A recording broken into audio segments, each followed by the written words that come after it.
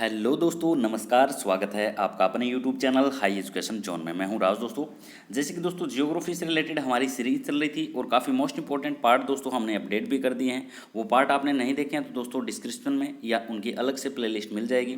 दोस्तों, इसके अंदर हम जियोग्राफी के जितने भी मोस्ट इंपॉर्टेंट क्वेश्चन बनते हैं वो हम डिटेल के साथ कवर करेंगे। तो बिना टाइम बर्बाद किए दोस्तों शुरू करते हैं आज के फर्स्ट क्वेश्चन से।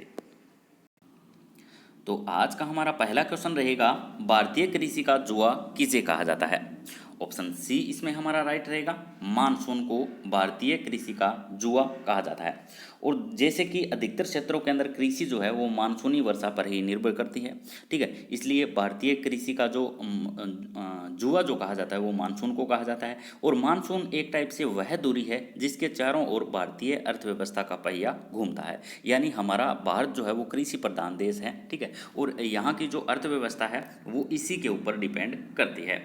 नेक्स्ट क्वेश्चन है हमारा, 21 मार्च को सूर्य किस रेखा पर और 23 जून को सूर्य किस रेखा के लंबवत चमकता है।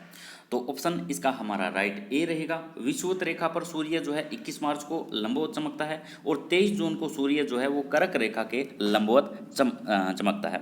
और जैसे कि दोस्तों हमने मार्च के बीच में जो है जो हमारा टेम्परेचर होता है, तापमान होता है, वो बढ़ना शुरू हो जाता है। और दोस्तों मई के लगभग मध्य आकर तापमान बढ़कर हमारा 40 से 42 डिग्री तक का, ठीक है, 40 से 42 डिग्री का टेम्परेचर जो है वो हो जाता है।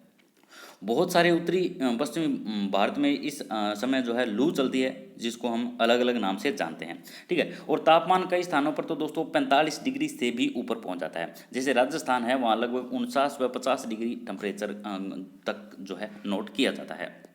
नेक्स्ट क्वेश्चन है हमारा, मानसून काल को कितने भागों में बांटा जाता है। मानसून काल की बात की गई है, राइट ऑप्शन इसका रहेगा हमारा दो।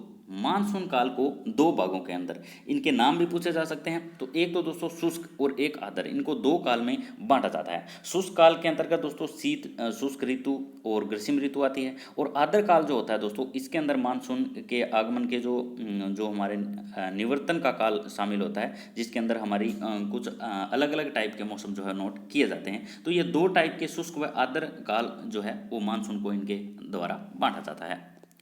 नेक्स्ट क्वेश्चन है हमारा, बाढ़ का मैदान को किस उपनाम से जाना जाता है। बाढ़ के मैदान की बात की गई है। तो इसका दोस्तों राइट ऑप्शन जो रहेगा वो रहेगा ऑप्शन हमारा डी, उपरोक्त सभी। इनको दोस्तों कछारी प्रदेश भी कहा जाता है, खादर प्रदेश भी कहा जाता है और नवीन जोलोड़ मैदान या नवीन जोलोड़ प्रदेश भी इनको कहा जाता है। तो बाढ़ के मैदान को इन तीन नामों के अंदर जो है जाना जाता है। और इसके दोस्तों खादर प्रदेश का एक विस्तार जो है वो डेल्टा प्रदेश के रूप में भी पूरे भारतवर्ष के अंदर जो कृषि का क्षेत्र है वो इसके अंदर जो है उपजाऊपन भूमि का भी विकास करता है। तो यहाँ से भी इंटरेस्टिंग क्वेश्चन पूछा जाता है। और उदाहरण के लिए जो हमारी गंगा और ब्रह्मपुत्र नदियाँ हैं जो डेल्टा बनाती है, जिनके अंदर जो है ये बाढ़ के मैदान आते हैं और उपजाऊपन जो भूमि है, मिट्टी है, वो अपने साथ बहा कर लेके आते हैं। तो राइट ऑप्शन इसका हमारा डी रहेगा। नेक्स्ट क्वेश्चन है, किसी क्षेत्र का अपवाह तंत्र किस पर निर्भर करता है। तो ऑप्शन इसमें डी हमारा राइट रहेगा, उपरोक्त सभी। स्थलाकृति, ढाल और बहाव की अवधि, इन सभी कारकों पर जो है ये निर्भर करता है। इसके अलावा दोस्तों सागरीय तरंगे हैं और भी बहुत सारी चीज़ें हैं जिन पर हमारी अपवाह तंत्र जो है वो निर्भर करता है। तो ये मेनली जो है हमारे तीन मुख्य कारण इसमें पूछे जाते हैं, एक स्थलाकृति, एक ढाल और एक बहाव नीति। किसी क्षेत्र का अपवाह तंत्र इन तीन कारकों पर निर्भर करता है। नेक्स्ट क्वेश्चन है हमारा, मानसून पूर्व की वर्षा को क्या कहा जाता है। यहाँ से भी अच्छे क्वेश्चन बार बार उठाए जाते हैं और ये क्वेश्चन दोस्तों CHSL और SSC लेवल के एग्जाम में काफ़ी बार पूछा भी गया है। तो इसका राइट ऑप्शन जो रहेगा वो रहेगा ऑप्शन हमारा डी, सभी। चाय वर्षा भी इसको कहा जाता है, कॉफ़ी वर्षा भी, काल वैसाखी भी, आमर वर्षा भी। इनको दोस्तों अलग अलग क्षेत्र है, ठीक है। जैसे असम के अंदर चाय वर्षा कहा जाता है और बंगाल के अंदर काल वैसाखी कहा जाता है, केरल के अंदर दोस्तों आमर वर्षा कहा जाता है और कर्नाटक के अंदर कॉफ़ी वर्षा, ठीक है। ये और एक नाम और लिया जाता है कर्नाटक के अंदर चेरी ब्लाजम, ठीक है, जो हमारा इसका राइट ऑप्शन डी रहेगा। इन सभी के नाम से जो है अलग अलग क्षेत्रों के अंदर मानसून पूर्व की जो वर्षा होती है इन नाम से जाना जाता है। नेक्स्ट क्वेश्चन है हमारा, द्वीपीय भाग का कहा जाता है जिसके चारों ओर हो। द्वीपीय भाग किसको कहा जाता है जिसके चारों ओर क्या फैला हुआ हो।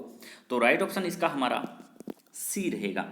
महासागर, द्वीपीय भाग के चारों तरफ महासागर भी हो सकता है, जल भी हो सकता है, नदी भी हो सकती है और झील भी हो सकती है। तो द्वीपीय भाग जिसके चारों ओर महासागर, जल, नदी, झील ये फैली हुई हो उसको द्वीपीय भाग के नाम से जाना जाता है।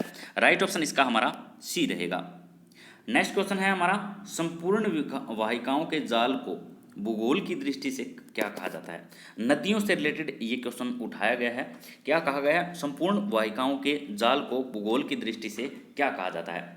तो इसका राइट ऑप्शन जो रहेगा वो रहेगा ऑप्शन हमारा ए, अपवाह तंत्र। ठीक है, जैसे हम अपवाह तंत्र या नदियों से रिलेटेड क्वेश्चन जो टॉपिक पढ़ते हैं उसमें सबसे पहले टॉपिक का नाम अपवाह तंत्र ही आता है। ठीक है, तो एक निश्चित जो हमारा जल होता है उसको वाहिका के रूप में या जो हमारा जल प्रवाह जो किया जाता है उसको अपवाह कहते हैं। और दोस्तों संपूर्ण वाहिकाओं, अगर वाहिकाएं यानी नदियां अगर निश्चित है, ठीक है, तो उनको दोस्तों हम कह सकते हैं अपवाह। और अगर जाल बिछा हुआ है उनका, ठीक है, वाहिकाओं का क्या बिछा हुआ है, जाल बिछा हुआ है, तो उसको दोस्तों हम अपवाह तंत्र के नाम से जानेंगे। तो संपूर्ण वाहिकाओं के जाल को भूगोल की दृष्टि से हम अपवाह तंत्र कहते हैं। नेक्स्ट क्वेश्चन है हमारा, अंडमान निकोबार द्वीप समूह का सबसे उत्तरी द्वीप कौन सा है।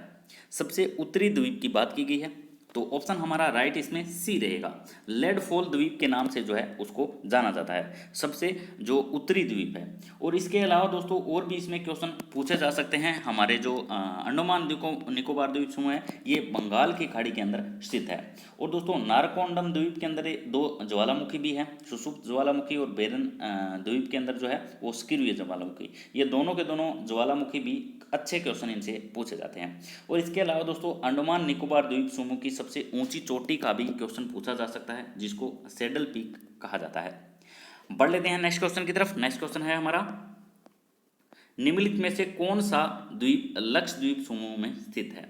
द्वीप पूछा गया है, ठीक है, कौन सा जो द्वीप जो है वो लक्षद्वीप समूह में स्थित है। तो इसके अंदर 3 ऐसे द्वीप होंगे जो हमारे अंडमान में होंगे और एक द्वीप ऐसा होगा जो हमारा लक्षद्वीप के अंदर स्थित है। तो राइट ऑप्शन इसका हमारा ए रहेगा। अंदोद नाम से द्वीप है एक, ठीक है, जो लक्षद्वीप के अंदर स्थित है। और भी बहुत सारे लक्षद्वीप के अंदर स्थित है, ठीक है, जैसे कि हमारा चेटलेट द्वीप है और हमारा किल्तान द्वीप है, ऐसे नाम है द्वीपों के, ठीक है। और इसके अलावा दोस्तों जो हमारा लक्षद्वीप है ये अरब सागर के अंदर स्थित है। और सबसे बड़ा द्वीप जो है वो भी दोस्तों हमारा अंद्रो जो हम अभी अभी पढ़ रहे हैं, ये सबसे बड़ा द्वीप लक्षद्वीप का माना जाता है। और ये क्वेश्चन भी कई बार दोस्तों पूछा गया है। और दोस्तों एक राजधानी से रिलेटेड भी क्वेश्चन पूछा जाता है, लक्षद्वीप की राजधानी कवरत्ती है, ठीक है, वो भी क्वेश्चन बार बार पूछा जाता है। नेक्स्ट क्वेश्चन है हमारा, घने वनों का समावेश व जैव विविधता के विशाल भंडार को क्या कहा जाता है। ये भी अच्छा क्वेश्चन है। घने वनों का समावेश व जैव विविधता के विशाल भंडार को क्या कहा जाता है। तो राइट ऑप्शन इसका हमारा बी रहेगा। उनको किस नाम से जाना जाता है, तराई प्रदेश के नाम से जाना जाता है। तराई प्रदेश के अलावा दोस्तों हमारे बांगर प्रदेश भी है, भाबर प्रदेश भी है, खादर प्रदेश भी है।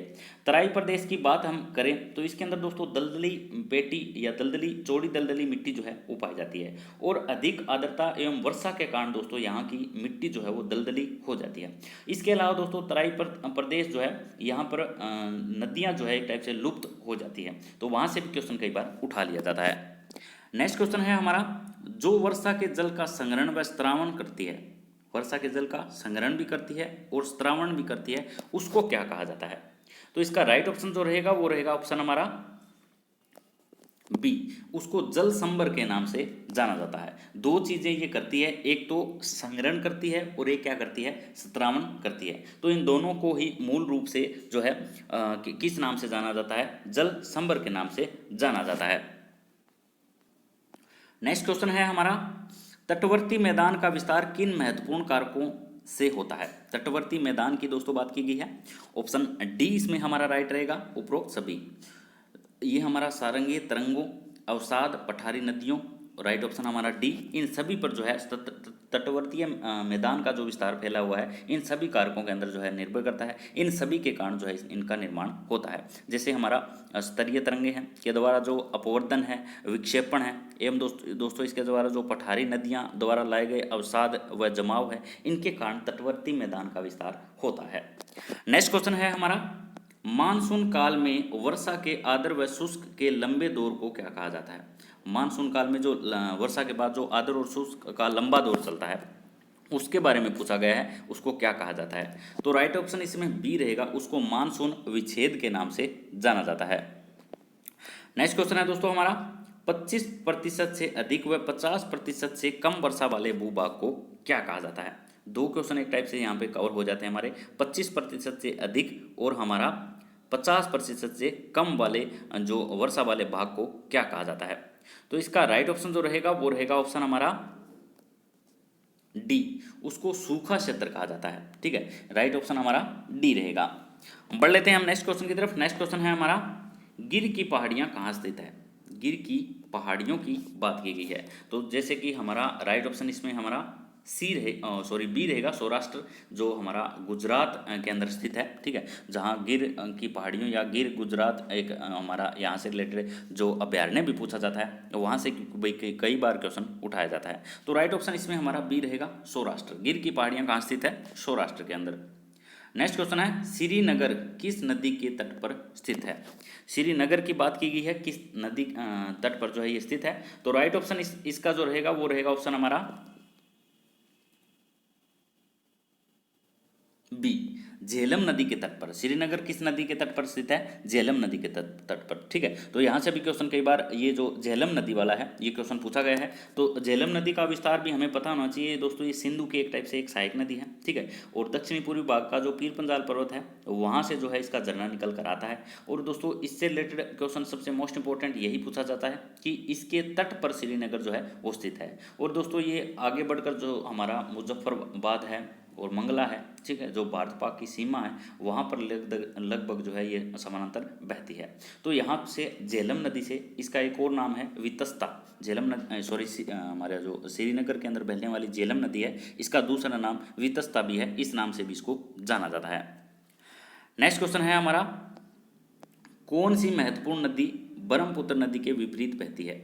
ब्रह्मपुत्र नदी के विपरीत बहने वाली नदी के बारे में पूछा गया है। तो इसका राइट ऑप्शन हमारा ए रहेगा, सिंधु नदी जो है वो ब्रह्मपुत्र नदी के विपरीत बहती है। और सिंधु नदी की दोस्तों 5 इसको पंचनद, जैसे हमारी 5 इसकी सहायक नदियां हैं, झेलम, चेनाब, रावी, व्यास, सतलुज, ये दोस्तों इसकी 5 सहायक नदियां हैं। यहाँ से भी क्वेश्चन बार बार पूछा जाता है। ठीक है, और सिंधु नदी जो है दोस्तों वो हमारे मानसरोवर झील के निकट एक चेमायुंगडू ग्लेशियर है वहाँ से निकलती है, जो बार बार क्वेश्चन पूछा जाता है। और दोस्तों इसकी लगभग लंबाई जो है वो 2880 किलोमीटर है, और भारत के अंदर इसकी लंबाई पूछी जाए तो 1114 किलोमीटर है। वहाँ से भी कई बार क्वेश्चन उठाया जाता है।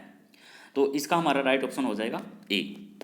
नेक्स्ट क्वेश्चन है हमारा, वेलिंगटन द्वीप का संबंध किस झील से है। एक ऐसी झील है दोस्तों जिसके अंदर ये वेलिंगटन द्वीप बना हुआ है।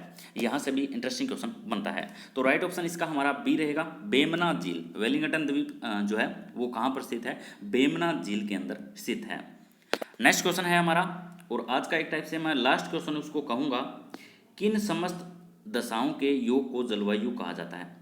बहुत ही अच्छा क्वेश्चन है, किन समस्त दशाओं के योग को क्या कहा जाता है, जलवायु कहा जाता है। तो ऑप्शन हमारा राइट जो रहेगा वो रहेगा ए, तापमान, वर्षा, पवन, वायुमंडलीय दबाव, इन सभी कारकों पर या इन सभी कारणों पर जो है वो हमारा निर्भर करता है जलवायु। जिनको इन सभी का योग मिलाया जाए तो उसको दोस्तों जलवायु के नाम से जाना जाता है। या जलवायु किसे कहा जाता है, तापमान, वर्षा, पवन और वायुमंडलीय दाब के योग को जो है जलवायु कहा जाता है।